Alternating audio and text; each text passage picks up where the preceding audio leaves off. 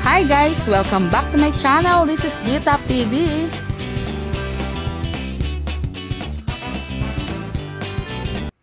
Hi guys! Gagawa tayo ngayon ng Milo ice cream. Gagamit tayo ng 2 sachet ng Milo powder at saka creme densada. Kailangan ang creme densada ay 2 to 3 hours na siya chilled.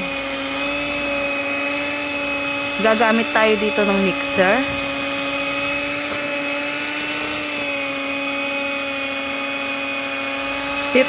To 25 minutes tayo magmi-mix para maging double ang kanyang size. Ilagay na natin ang 2 sachet ng Milo powder.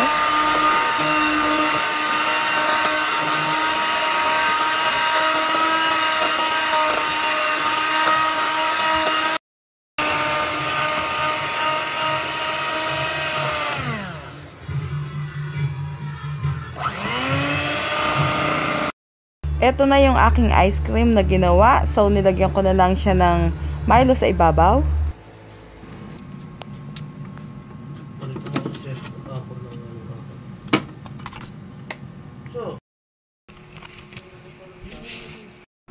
Dahil gabi ko na natapos, so kinabukasan na namin siya kinain. Napaka-creamy niya. Sa 2 ingredients lang nakagawa ka na ng ice cream. Thanks for watching, and please subscribe,